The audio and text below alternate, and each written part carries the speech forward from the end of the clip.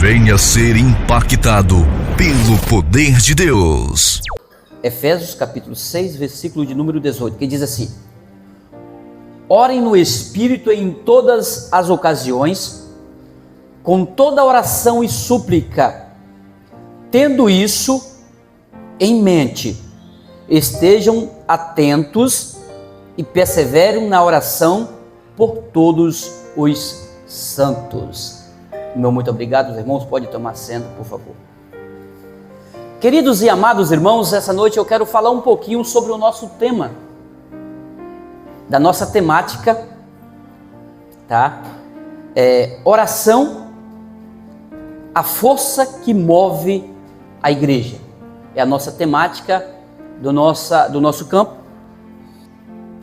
Os irmãos sabem que a República Federal do Brasil, ela é governada por 3 poderes. Eu disse que a República Federativa, a República Federal do Brasil, é governada por 3 poderes. Primeiro, o poder executivo. O poder executivo executa as leis e é representado pelo presidente da República. Segundo poder é o legislativo. Cria as leis, é representado pelos deputados federal e também pelos senadores. Aí nós temos o terceiro poder, o poder judiciário. Julga conforme as leis, tá? E é representado pelos juízes e também os magistrados. Agora preste bem atenção. Quando nós começamos a olhar para isso, o Brasil ele tem 3 poderes, tá? Que rege toda a humanidade dentro do Brasil. E qual, pastor, os 3 poderes que regem a igreja? Primeiro poder, o poder do Espírito Santo. Quando eu começo a olhar para a Bíblia Sagrada, no livro de Gênesis, no capítulo 1, o versículo 1 e 2, eu vejo o Espírito Santo pela primeira vez.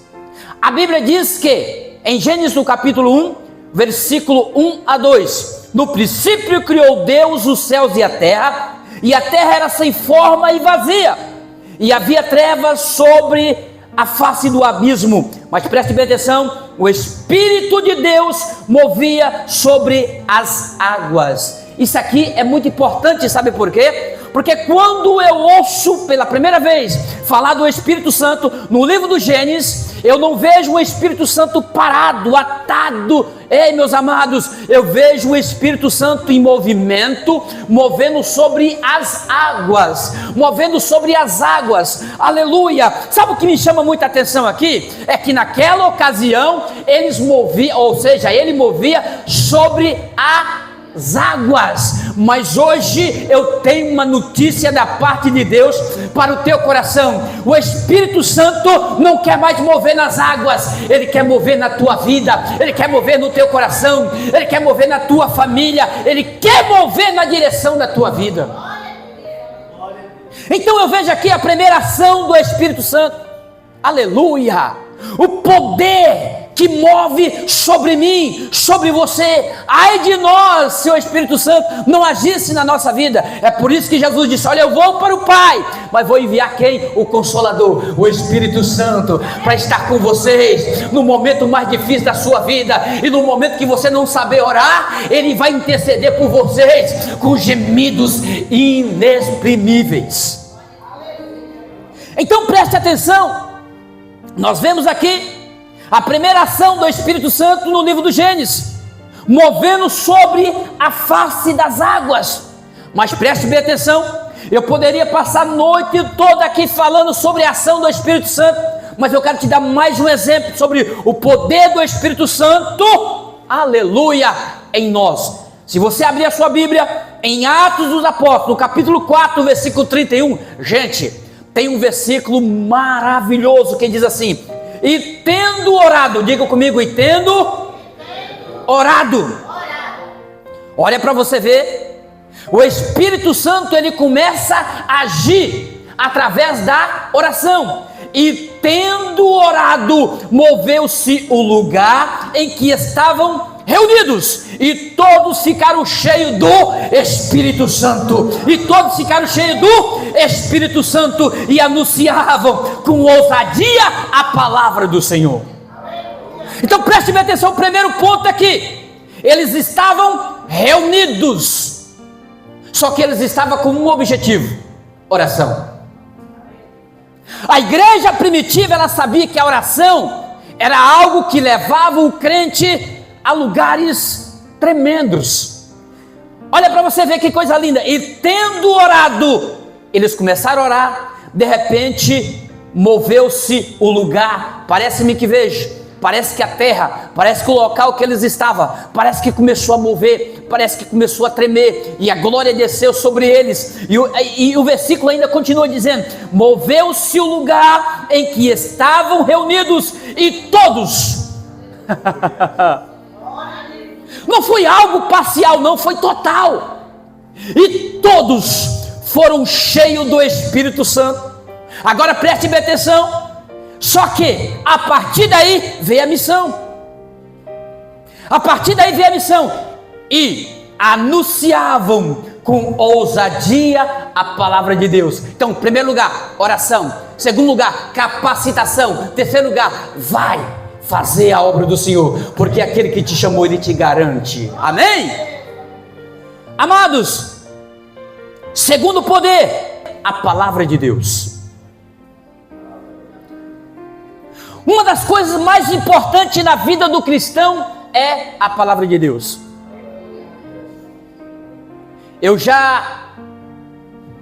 Quando eu aceitei Jesus, uma das primeiras coisas que eu trouxe para a minha vida, e às vezes a minha esposa chegava, topava eu no meio da casa, ela saía para a casa da mãe dela, e quando eu chegava, eu estava cheio de Bíblia no chão, livro no chão, papel com rascunho no chão. Para te falar a verdade, há muito tempo que eu aceitei Jesus, eu tenho rascunho de estudos que eu fiz quando eu aceitei Jesus, até hoje. E isso para mim é muito importante, porque eu amo a Bíblia.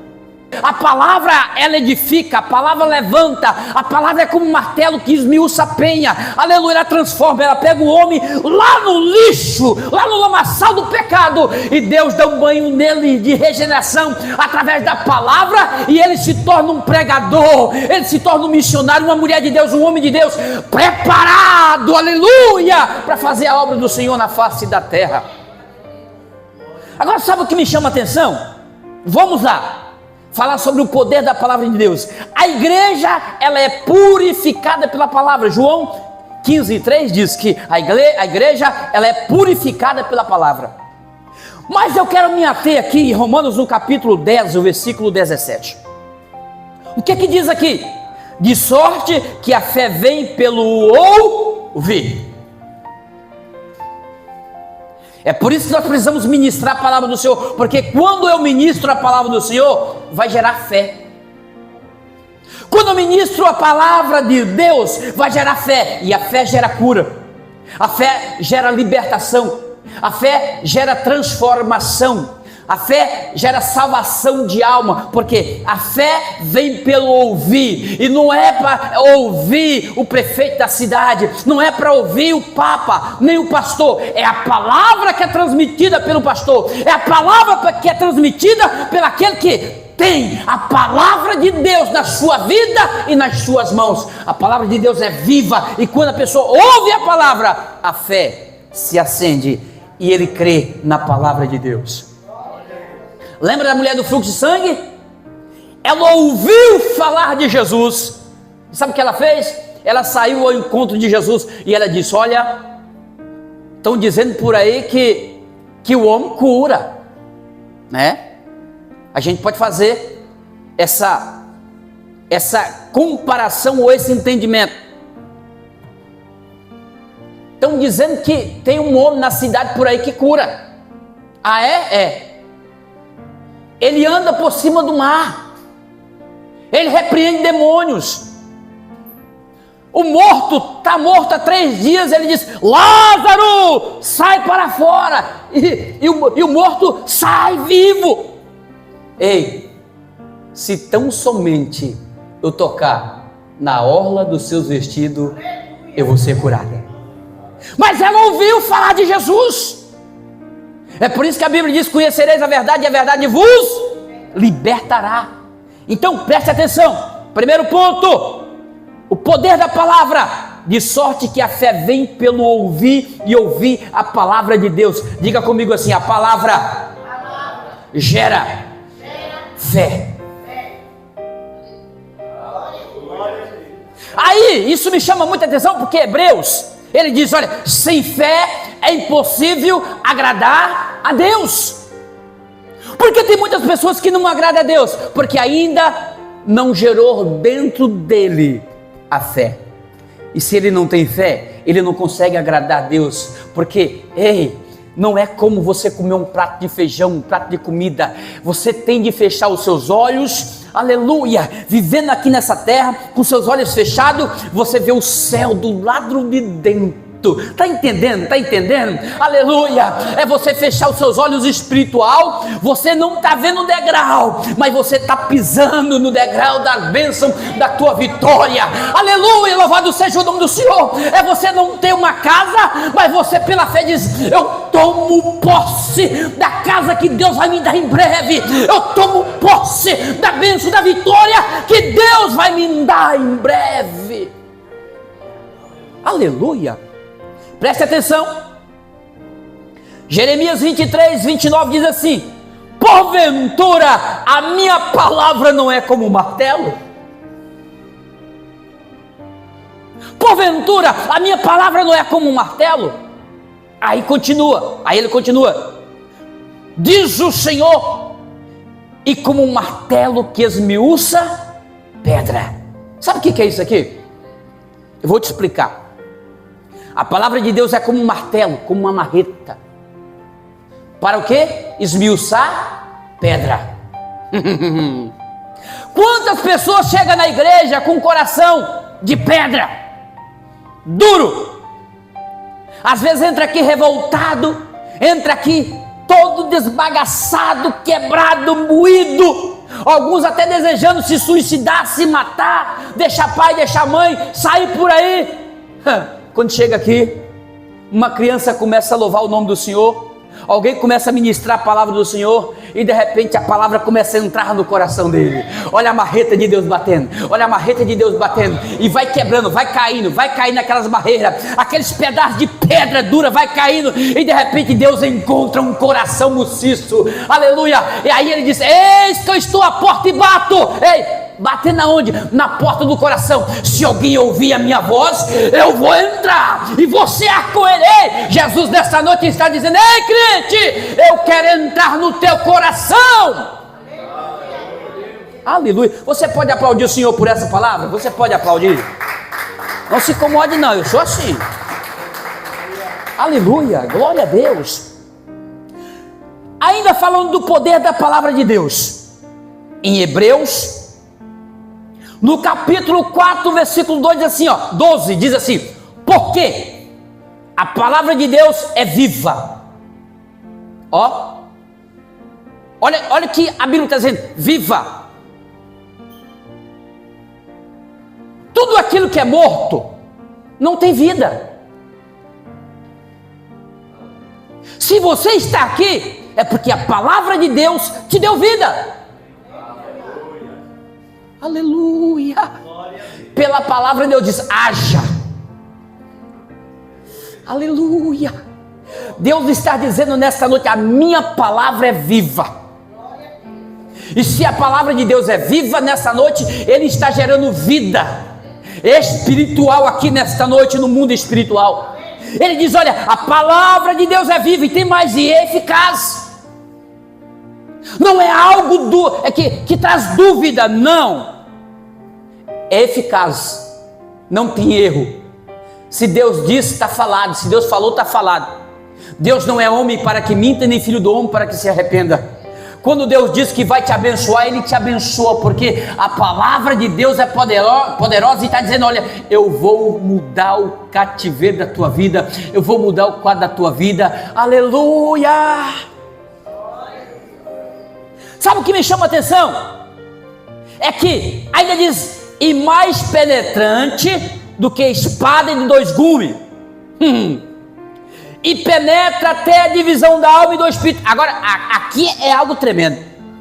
Nenhum cientista nessa terra sabe onde fica a divisão da alma e do espírito na vida do homem. Por mais sábio que ele é, ou que ele seja, jamais ele vai entender isso, porque isso aqui é loucura para quem não crê. Isso aqui é loucura. A palavra de Deus penetra até a divisão da alma e do espírito, e vai mais além, e ainda é apta para quê? Para discernir o pensamento do homem. Às vezes chega alguém e fala assim: ei, eu sentei naquele banco, você não conhecia a minha vida, você não sabia nada de mim, mas o que você pregava era tudo para mim. Ei, Deus usou a boca de alguém para falar com ele, sabe por quê? Porque a palavra de Deus é viva, eficaz e penetra até a divisão da alma e do espírito, e ainda é apta para discernir os pensamentos do homem. Ei, Deus nessa noite está dizendo: eu conheço o teu pensamento, eu conheço a tua vida, eu conheço o teu deitar e o teu levantar, e nesta noite Deus fala: ei, tu estás na palma das minhas mãos. Vamos mais além. Vamos falar agora do terceiro poder, o poder da oração. Primeiro poder, poder do Espírito Santo. Segundo poder, poder da palavra. Eu já vi alguém dizer assim: ei, esta igreja só está de pé por causa do irmão fulano, por causa da irmã fulana. Ei, sai fora disso. Sai fora. Cuidado, para não ser crente religioso. A igreja está de pé porque o Senhor disse na sua palavra que as portas do inferno não prevalecerá contra ela. É Jesus que está, aleluia, edificando, deixando a tua igreja de pé. Ai, meu Deus do céu, não sou eu que estou mantendo a igreja de pé, aleluia, é o Espírito Santo convencendo você, ora, é o Espírito Santo convencendo você a ter uma vida de santidade, é o Espírito Santo convencendo você a não sair da igreja. Ele é que convence para que nós não arredamos do pé da sua presença, porque se dependermos de nós, nós estávamos lá no mundo, mas o Espírito Santo está convencendo: fica, filho, fica, filha, não sai. Então vamos lá. Poder da oração. Poder da oração. Tiago, no capítulo 5, versículo 16, diz assim: a oração feita por um justo pode muitos em seus efeitos. Ei, de um justo. Aqui para nós, você sabia que existe macumbeiro dentro da igreja? Pastor, para com isso. Eu gosto de falar isso aqui porque tem gente que pensa que Jesus é um exterminador. Eu vou colocar ela nas mãos de Deus e ela vai pagar, ele vai... Cuidado com essa oração. Jesus manda orar pelos inimigos. Está entendendo? Jesus não vai ser... Eu já vi gente falando assim: Jesus, quebra ela, Jesus. Quebra ele. Coitada, coitado. Isso é oração de macumbeiro. Nós temos que mudar a oração. Jesus, transforma ela. Transforma ele, Jesus. Aleluia. Com a mesma medida que você mede, você vai ser medido. Tem muita gente que está sofrendo e não sabe por que está sofrendo. Aleluia. E tem mais. Abre a sua Bíblia comigo. Vamos para a Bíblia. Mateus no capítulo 5, versículo 23 e 24. Dá para colocar aqui, por favor? Tem crente dentro da igreja que Deus não está recebendo nem a sua oração. Eu gosto de Bíblia, viu? Eu gosto de Bíblia. Tem crente dentro da igreja que Deus não está recebendo nem a sua oferta. Vamos lá. Vamos lá. Olha o que diz aqui. Mateus no capítulo 5, versículo 23. Vou deixar minha versão aqui. Portanto, se trouxer a tua oferta ao altar, e aí te lembrares de que teu irmão tem algo contra ti, para. Deixa aquele infeliz lá, aquele miserável, deixa lá. Ele não gosta de mim, eu não gosto dele mesmo. Está entendendo? Olha o que a Bíblia ensina. É por isso que eu amo a Bíblia e gosto de... O próximo versículo. Deixa ali, diante do altar, tua oferta. E vai reconciliar-te primeiro com o teu irmão, depois vem e apresenta a tua oferta. É Bíblia. Aí tem uns que falam assim, eu não vou com a cara dela, eu não vou com a cara dele. Tá certo, você tem que ir com a tua cara. Agora, ei, eu não sou obrigado a conviver com alguém. Não sou obrigado. Mas quando ele passar por mim, eu tenho que ter o coração limpo para olhar para ele e dar a paz do Senhor, para olhar para ela e dar a paz do Senhor, porque a Bíblia diz que só vai chegar lá no céu os limpos de coração.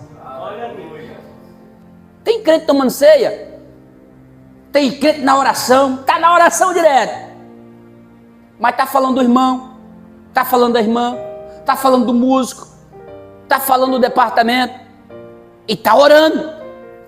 A Bíblia diz que Jesus, tampa o nariz, porque sacrifício para Jesus tem de ser sacrifício como cheiro suave.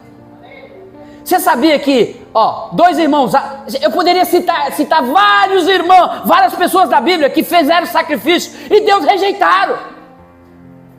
E Tiago capítulo 5, versículo 16 diz, a oração feita por um justo pode muito em seus efeitos. Justo. A Bíblia está dizendo que a oração do justo ela é poderosa nos seus efeitos. E quando nós começamos a olhar, tem um texto que eu amo, Isaías 38 e o versículo 2 em especial. Diz assim, então virou Ezequias o seu rosto para a parede e orou ao Senhor. Nós estamos falando sobre oração. A Bíblia diz que Deus disse, olha, o rei Ezequias ele estava doente, já estava à morte, estava de cama, e de repente Deus levanta o profeta Isaías, e ele chegou e disse assim, olha rei, Deus manda te dizer, para você colocar a tua casa em ordem, porque tu vai morrer, cabra. Deixou a mensagem, e saiu. Quando ele chegou no portão, Deus disse assim, Isaías, volta, volta e diz para o rei Ezequias, que eu vou curar ele, e vou acrescentar os anos de vida dele, mais 15 anos a mais. Se fosse alguns profetas de hoje, sabe o que ia falar? Mas Deus, que bagunça é essa? Que o senhor fala que o cara vai morrer, como é que vai ficar eu agora? O senhor fala que o cabra vai morrer e agora só manda eu voltar, eu falo para ele que vai morrer, agora só manda eu voltar e falar para ele que o senhor vai curar ele e ainda vai acrescentar os anos de vida dele? Que negócio é esse? Que bagunça é essa, Deus? Só que tem uma coisa, o carro de Deus só tem ré quando tem coração quebrantado. Se o meu povo que se chama, segundo as Crônicas 7,14, se o meu povo que se chama pelo meu nome se humilhar e orar, e buscar minha face, e se converter dos seus maus caminhos, então eu ouvirei do céu, sararei a sua terra e perdoarei os seus. Agora preste atenção, a Bíblia diz que, olha, o profeta não viu, tem muita coisa que eu não vejo, as irmãs do Ciclo de Oração não vê, o pastor não vê, ninguém mais vê, mas Deus vê. O profeta arredou o pé da sua casa, da casa do rei, aí ele virou a sua face para a parede, e o versículo 2 do capítulo 38 diz, então virou Ezequias o seu rosto para a parede e começou a orar. Olha que coisa linda. O profeta não sabia que o coração dele já tinha mudado. e começou a orar. E aí o versículo 3 diz assim: e disse o Senhor, peço-te, ou seja, ele orou assim, e disse: ó Senhor, peço-te, lembra-te agora, de que andei diante de ti em verdade, e com coração perfeito, e fiz o que era reto aos teus olhos. E chorou Ezequias muitíssimo. Ou seja, ele voltou lá no passado, lembrou quem ele era, se arrependeu, mudou o teu coração. É por isso que Deus atenta para o coração, Deus não atenta para a aparência. Tem muita gente olhando para a aparência, enquanto Deus está olhando para o coração. Tem muita gente olhando para o status, mas Deus vê o coração, Deus contempla o profundo do coração, e quando ele chega, ele dá a mensagem para o rei, e o rei é beneficiado por Deus, porque a oração é poderosa nos seus efeitos. Amém? Atos dos Apóstolos, capítulo 12, versículo 5, nós vamos ver a intercessão por Pedro. Pedro estava preso, mas a igreja estava orando. Em uma casa de uma irmã, a igreja estava orando. Solta Pedro, Jesus. Solta Pedro, solta Pedro, solta Pedro. E aí, o que acontece? Deus ouve a oração e diz: anjo, vai lá e solta Pedro. A Bíblia diz que o anjo foi lá, soltou Pedro. Pedro passou entre os soldados, ninguém viu. Sabe por quê? Porque quando Deus quer agir na tua vida, Ele faz o impossível. O possível é para você, mas o impossível é para Deus. Através da oração, Deus faz milagre. Então nós vemos aqui uma manifestação sobrenatural através da oração. Amós no capítulo 5 e o versículo 6, olha o que diz assim: portanto, buscai ao Senhor e viverei. A minha conclusão para hoje é que a palavra de Deus está dizendo: ó, se você quiser viver, busca ao Senhor. Tem gente que na rua da tua casa tem um poste, ele passa pela manhã e diz: bom dia, poste. Meio-dia, boa tarde, boa noite, poste. Ele existe, mas não tem vida. Assim somos muitos de nós. Existe, mas não tem vida com Deus. A Bíblia diz que o povo de Israel viveu muito tempo sem a presença de Deus. Perdeu Jesus. Lembra de Jesus? A festa tão grande lá em Jerusalém. Todo ano aquela festa tremenda.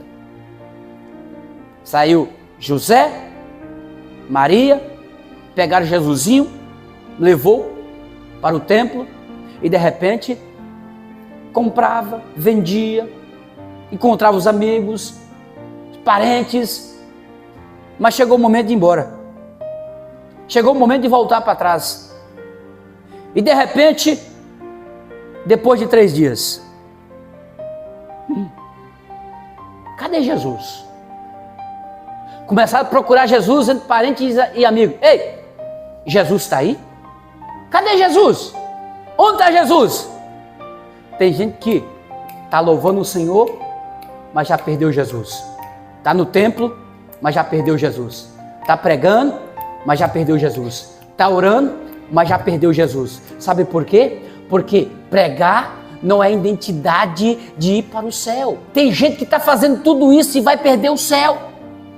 No último dia, Jesus vai dizer, alguém vai, Senhor, eu cantei, eu preguei, eu arrastei multidão, eu orei, eu consagrei. Jesus vai dizer: aparta de mim, maldito, para o fogo eterno, porque eu não te conheço. Ué. Ou seja, eu vesti um terno, eu ser um pastor, não vai me dar direito de vida eterna. O que vai me dar direito de vida eterna é uma vida de santidade com Deus. Seguir a paz com toda e a santificação, sem a qual ninguém verá. Eu estou falando de oração. Estou falando de oração. Mas o que é que Deus pede primeiro?